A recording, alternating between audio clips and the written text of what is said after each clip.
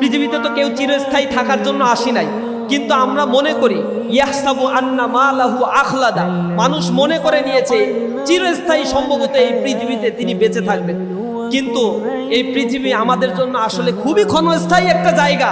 আপনি বিশ্বাস করেন, আপনার দাদা, দাদার বাবা, তার বাবা, তার বাবা এই পৃথিবীতে ছিল, একটা সময় ছিল, এখন তাদের কোনো অস্তিত্ব নাই। আবার আপনি আছেন, আপনার সন্তান হবে, এরপরে আপনি দাদা হবেন, আপনি পৃথিবী থেকে বিদায় নেবেন, আপনার 2 প্রজন্ম পরে আপনার নামটা পর্যন্ত কেউ মনে রাখবে না। আপনি দাদা, দাদার বাবার নাম যেমন আপনার মনে নাই, ঠিক তেমনি ভাবে সময়ের ব্যবধানে আপনার নামটাও এই পৃথিবীর ইতিহাস থেকে একদিন মুছে যাবে। শুধুমাত্র আপনার কর্মগুলো বেঁচে থাকবে। শত শত বছর পরে এসে হাজী শরীয়তুল্লাহর নাম জানি আমরা, দুদু মিয়ার নাম জানি, মীর নেসার আলী তিতুমিরের নাম জানি, সালাউদ্দিন আইয়ুবীর নাম জানি, নুরউদ্দিন জেঙ্কির নাম জানি, তারেক বিন জিয়াদের নাম জানি, ওমর ইবনুল খাত্তাবের নাম জানি, মুসা বিন নুসাইরের নাম জানি। এগুলো কেন জানি? শত শত বছর পরে এসে কেন এই নামগুলো আমাদের ইতিহাসের স্বর্ণাক্ষরে লেখা আছে? কেন আমরা হযরত আবু বকর রাদিয়াল্লাহু তাআলা আনহুর নাম জানি? কেন আমাদের নবী মুহাম্মদ মুস্তাফা সাল্লাল্লাহু আলাইহি সাল্লামের নাম জানি? এটা এই কারণেই জানি, তারা তাদের কর্মের মাধ্যমে অনবদ্য অবদান রেখে গিয়েছে মানবতার জন্য। সম্পদের পাহাড় গড়ে তুলে যায় নাই, যার ফলশ্রুতিতে এই পৃথিবী তাকে মনে রেখেছে। কিন্তু যারা সম্পদের মোহে সম্পদের পিছনে ছুটেছে, তাদেরকে এই পৃথিবী ডিনাই করেছে, ছুঁড়ে ফেলে দিয়েছে। এই বাংলাদেশেও তো অনেক শাসক ছিল যাদের কোটি কোটি টাকার মালিক ছিল, বড় বড় ইন্ডাস্ট্রি তৈরি করেছিল, মহা রাজপ্রাসাদ তৈরি করে ফেলেছিল, কিন্তু তা সব ধ্বংস হয়ে গিয়েছিল। আল্লাহ রাব্বুল আলামিন বলেছেন, হাল আতাকা হাদিসুল জুনুদ ফিরআউনা ওয়া সামুদ বালিল্লাযিনা কাফারু ফি তাকযীব ওয়াল্লাহু মিন ওয়ারাইহিম মুহিত বাল হুয়া কুরআনুম মাজিদ ফি লাউহিম মাহফুজ। তোমাদের কাছে ফিরআউনের খবর কি পৌঁছায় নাই? হামান, কাহারুন, সাদ্দাদের খবর তো আমাদের কাছে আছে। তারা তো সম্পদের বিশাল পাহাড় গড়ে তুলেছিল। ফিরআউন যে রাজপ্রাসাদ তৈরি করেছিল, এটাকে বলা হতো দ্য ক্যাসল অফ ফিরআউন। পৃথিবীতে নির্মিত রাজপ্রাসাদ মূলের মধ্যে সবচেয়ে নৈপুণ্য, সোনা, রূপা, হীরা, জহরাত দিয়ে কারুকার্য করা একটা রাজপ্রাসাদ ছিল ফিরআউনের। এই ফিরআউনের রাজপ্রাসাদ ফিরআউনকে চিরস্থায়ী করতে পারে নাই। মানুষের জন্য যখন নির্ধারিত সময় চলে আসে, তখন মানুষ এই পৃথিবী থেকে বিদায় নিতে বাধ্য হয়। আল্লাহ রাব্বুল আলামিন বলছেন, ইযা জাআ আজালুহুম লা ইস্তাখিরুনা সাআতাও ওয়া লা ইস্তাকদামুন। যখন মানুষের জন্য নির্ধারিত সময় চলে আসে, তখন সেই সময় থেকে মানুষকে 1 ইঞ্চি সময় বাড়িয়েও দেওয়া হয় না, 1 ইঞ্চি সময় কমিয়েও দেওয়া হয়। এই মানুষগুলো যখন মৃত্যুবরণ করে, 2 ক্যাটাগরির মানুষ যারা আমরা ইসলাম ধর্মে বিশ্বাস করি, 2 ক্যাটাগরির মানুষ আল্লাহর দরবারে যায়। আল্লাহ কোরআনে বলে দিয়েছেন সতর্ক করে, ইন্না হাদাইনাহুস সাবিলা ইম্মা শাকিরা ওয়া ইম্মা কাফুরা। আমি তোমাদের জন্য 2টা রাস্তা বাতলে দিয়েছি, হয় তুমি শুকরগুজারীদের অন্তর্ভুক্ত হও, অথবা যারা আমার অকৃতজ্ঞ সেই কাফেরদের অন্তর্ভুক্ত হয়ে যাও।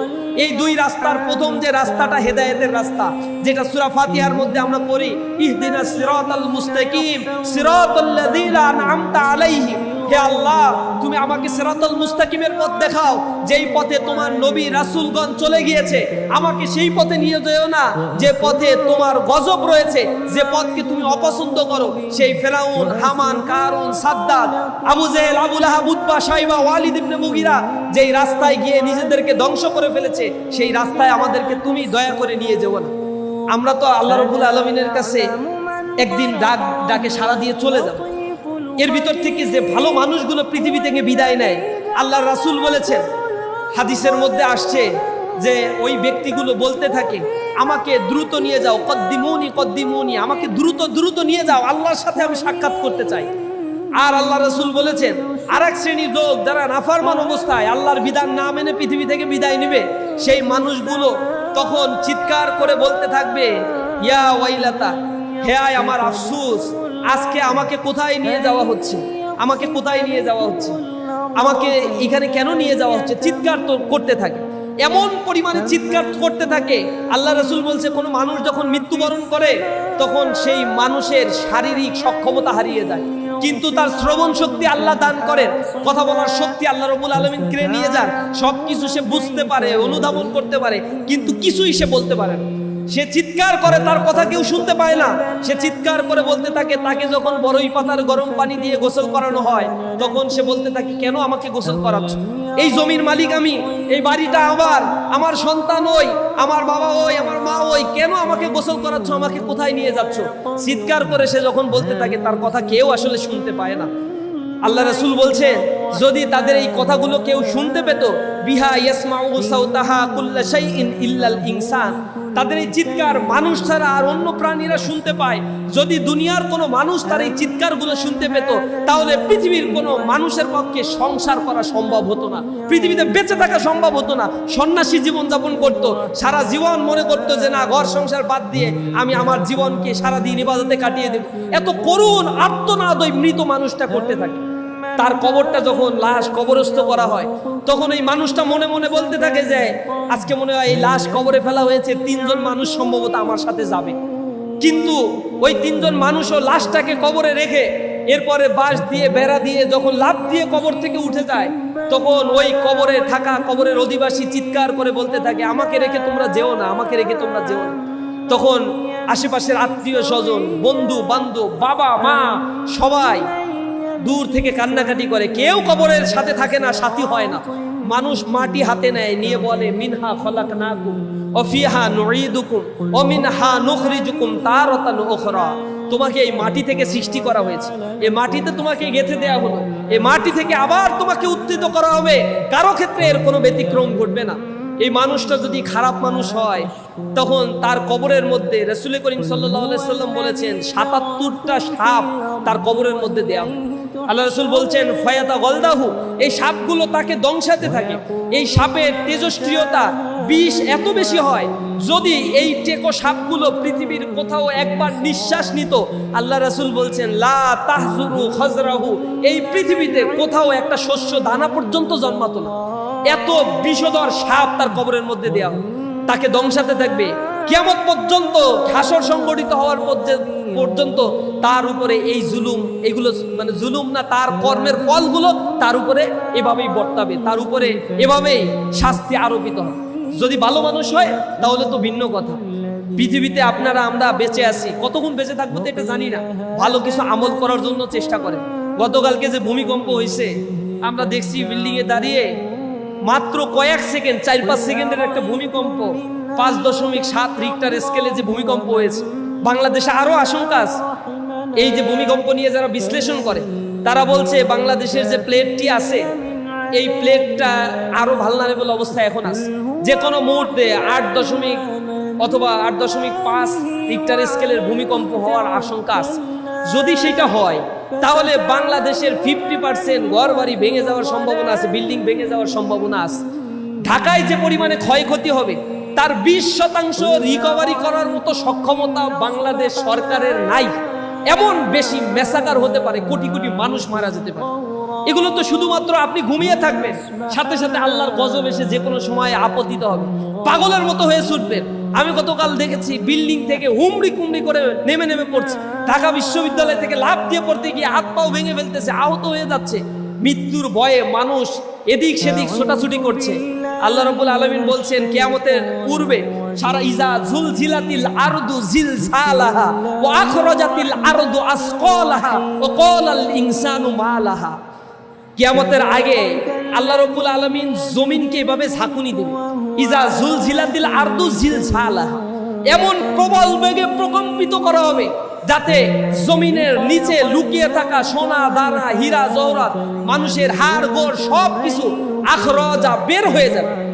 ওয়াকালাল ইনসানু মা লাহা, এমন অবস্থা দেখে পঙ্গপালের মতো ছুটতে থাকা মানুষগুলো বলতে থাকবে, এই জমিনের কি হলো, কিভাবে, কেন এগুলো এত প্রবল বেগে প্রকম্পিত হচ্ছে। সেদিনের অবস্থা কি হবে সেগুলো সূরা হজের মধ্যে 2 নম্বর আয়াতে আল্লাহ রাব্বুল আলামিন বলছে, ইয়াউমা তারাউনাহা তাজহালু কুল্লু মুরদিয়াতিন আম্মা রাদা ওয়া তাদা কুল্লু জাতিন হামলিন হামলা ওয়া তারান নাসা সুকারা ওয়া মা হুম বিসুকারা ওয়ালাকিন্না আযাবাল্লাহি শাদীদ। সেদিন কি হবে আল্লাহ বলছেন, ইয়াউমা তারাউনাহা তাজহালু কুল্লু মুরদিয়াতিন আম্মা রাদা। সেদিন মা, দুগ্ধ দানকারী মা তার সন্তানকে ভুলে যাবে। এরপরে তুমি দেখতে পাওয়া গর্ভধারিণী মা তার গর্ভপাত ঘটিয়ে ফেলবে, কিন্তু সে টেরও পাবে না, বুঝতেও পারবে না। গর্ভপাত করাটা যে কত কঠিন কাজ। আপনার মা আপনাকে গর্ভ ধারণ করেছে, আমার মা কত কষ্ট করেছে। কোরআন শরীফে এটা বলা হয়েছে, ওয়াহনান আলা ওয়াহনিউ ওয়া ফিসালুহু ফি আমাইন, কষ্টের উপর কষ্ট করে তারা গর্ভ ধারণ করে। এই গর্ভপাত যখন করে তখন মায়েরা এত কষ্টে থাকে যে সে সময় মৃত্যুবরণ করে ফেলে তারা, এবং ঘটনাগুলো অজস্র ঘটছে। এত কষ্টকর একটা মুহূর্ত, তারা এরকম কাঁপুনি দেখে, দুনিয়ার কাঁপুনি দেখে গর্ভপাত করে ফেলবে, অথচ কোনো টেরও পাবে না তারা।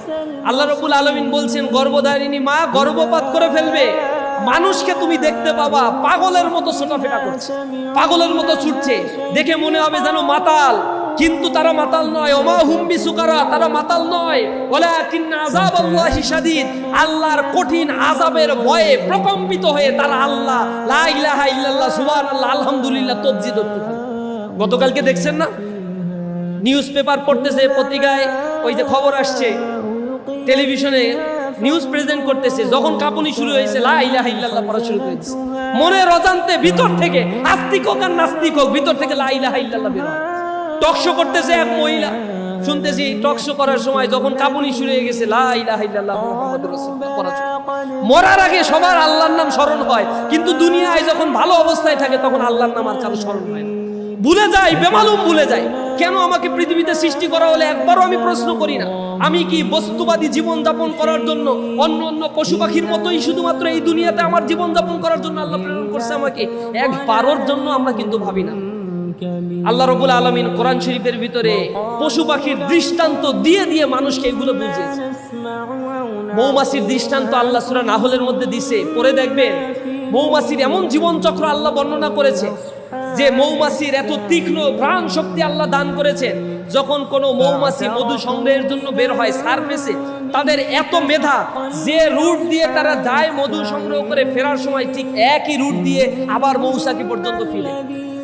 এবং যারা মধু সংগ্রহ করে মুখে করে নিয়ে আসে, তারা নিয়ে আসার সময় কোনো মরা গরু ছাগল পড়া থাকলে সেখানে মুখ দিয়ে ওই মধুকে যদি কলুষিত করে, তাকে প্রোটেক্ট করার জন্য জল্লাদ মৌমাছি রেডি থাকে মৌচাকের আশেপাশে।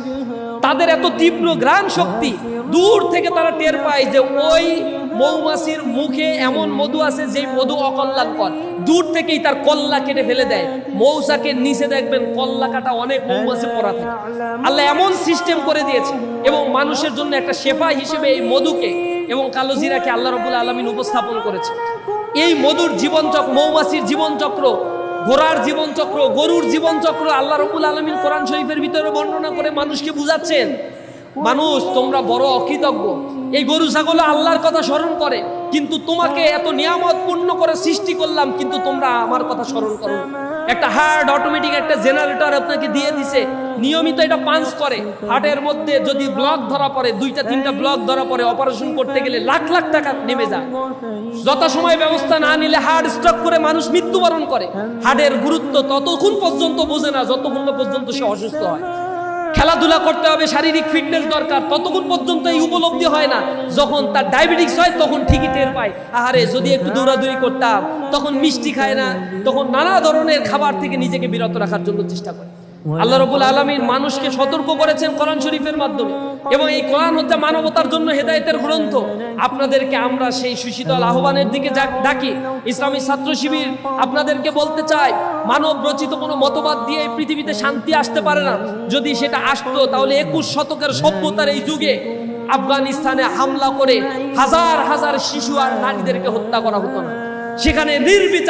সেখানে নির্বিচারে মানুষের উপরে অ্যান্টি ব্যালিস্টিক মিসাইল নিক্ষেপ করে দুর্বল শিশু আর নারীদেরকে হত্যা করা হচ্ছে।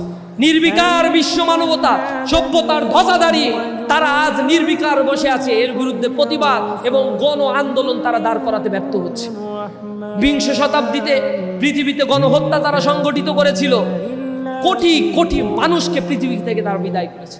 সামান্য কৃষ্ণ সাগরের দখলদারিত্ব নিতে গিয়ে রাশিয়া আর ইউক্রেনের মধ্যে বছরের পর বছর ধরে যুদ্ধ চলছে। যেমনি ভাবে আইয়ামে জাহেলিয়াতের যুগে বনু বকর গোত্র, বনু তাকলিব গোত্রের মধ্যে উটের পানি খাওয়া নিয়ে 40 বছর ধরে যুদ্ধ চলছে, তেমনি ভাবে কৃষ্ণ সাগরের দখলদারিত্ব নিয়ে আজকে রাশিয়া ইউক্রেনের মধ্যে যুদ্ধ হয়ে হাজার হাজার বনি আদম ঘর বাড়ি ছাড়া বিচ্ছিন্ন অবস্থায় জীবনযাপন করছে, মৃত্যুবরণ করছে, পৃথিবী থেকে বিদায় নিয়ে চলে যাচ্ছে। এটা হচ্ছে তাদের সম্পদ।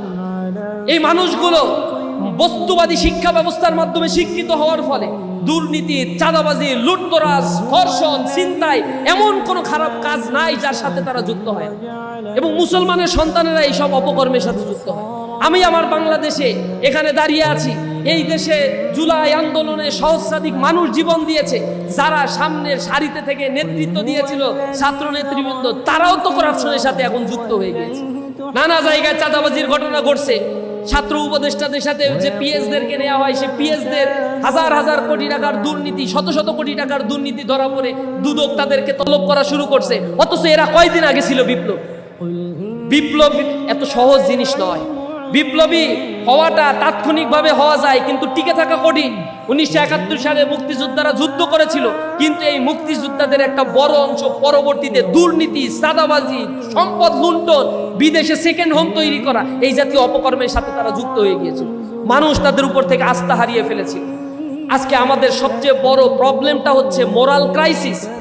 Money is not our matter, not our problem. Hour problem is actually building a good moral character. এই মোরাল ক্যারেক্টার যার ভিতরে নাই, তার ব্যাপারে বলা হয়েছে when character is lost everything is lost.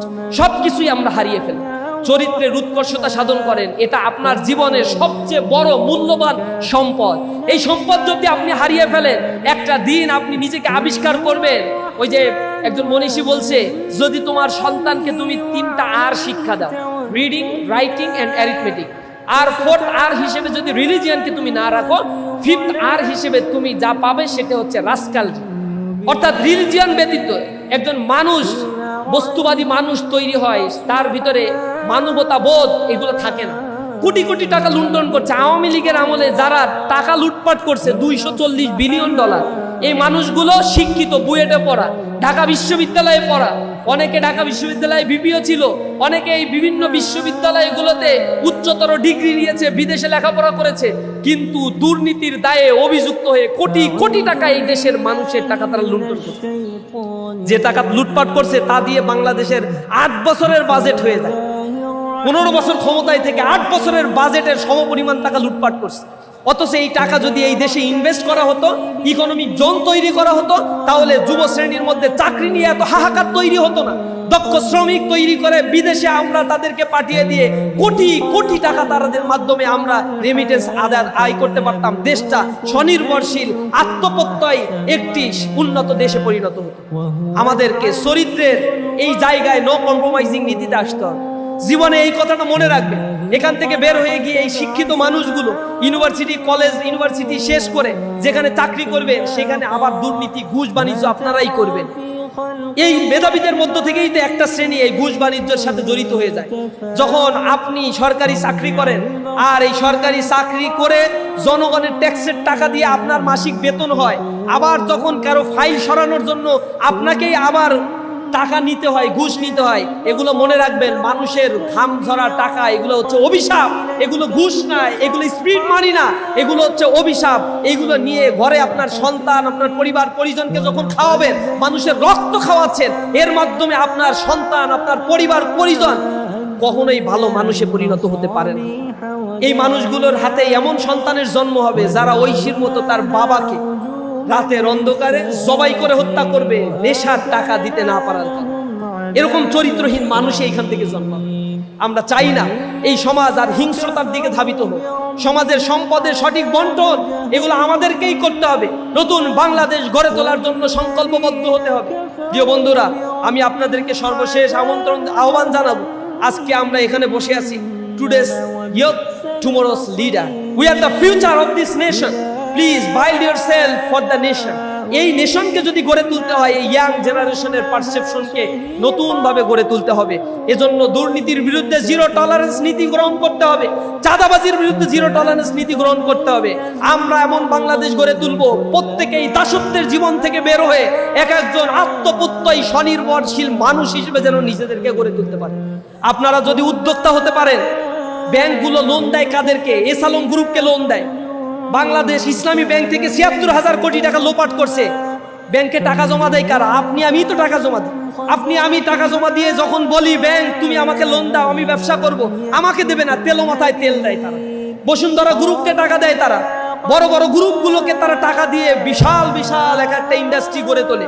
এ কারণে ব্যানবেজের তথ্য বলে বাংলাদেশে ৫% মানুষের কাছে বাংলাদেশের ৯২% সম্পদ জিম্মি হয়ে আছে। এই সম্পদে ডিসেন্ট্রালাইজ করতে হবে। ইয়াং জেনারেশন লেখাপড়া করে বের হবে, কারিগরি শিক্ষা দিয়ে তাদেরকে উন্মুক্ত কটেজ ইন্ডাস্ট্রি তৈরি করে দিতে হবে, তাদেরকে উদ্যোক্তা তৈরি হতে হবে, তাদের আত্মপ্রত্যয়ীভাবে গড়ে তুলতে হবে, আত্মমর্যাদাশীল হতে হবে। এভাবে যদি আমাদের জেনারেশন তৈরি হয় তাহলে একটি স্বনির্ভরশীল বাংলাদেশ আমরা গড়ে তুলতে পারবো ইনশাআল্লাহ। আমরা আপনাদের কাছে সেই আহ্বান জানাই, আপনাদের এই 2 বছর প্রত্যেকেই নিজের জায়গা থেকে কম্পিটিশনে নেমে পড়ে। অমুক বন্ধুর ফাঁদে পড়িয়েন না, যে বন্ধুর নিজের লেখাপড়া নাই, ভবিষ্যৎ নাই, নিজের ভবিষ্যৎ নিয়ে চিন্তা করে না, চিন্তাই করে যে একটা মুদি দোকান দিয়ে বসবো। এই বন্ধুর সাথে মিলেমিশে আপনি নিজেকে ধ্বংস করে দিয়েন না। এই জার্নিটা অনেক কঠিন জার্নি। এই পর্যন্ত আসতে গিয়ে আপনার অনেক বন্ধু আপনার সাথে ছুটকে পড়ে গিয়েছে। সুতরাং ইন্টারমিডিয়েটের ওই জায়গায় গিয়ে যে 40% ফেল করবে, এই 40%-এর খাতায় আপনি আপনাকে নাম লিখিয়েন না। আল্লাহর রাস্তায় 2টা বছর চোখের পলকে পড়ে চলে যাবে। একটু পড়ার চেষ্টা করেন, বোঝার চেষ্টা করেন, নিজের টার্গেট সেট করেন, অ্যাম্বিশন সেট করেন। যদি এটা সেট করতে পারেন, আপনার জন্য একটি সুন্দর সময় অপেক্ষা করছে। এই বাংলাদেশ আপনার কাছ থেকে কিছু পাবে, এ জাতি আপনার কাছ থেকে কিছু পাবে। নিজেকে সেভাবে অদম্য স্পৃহা নিয়ে গড়ে তোলার উদাত্ত আহ্বান জানিয়ে আমার কথা শেষ করছি।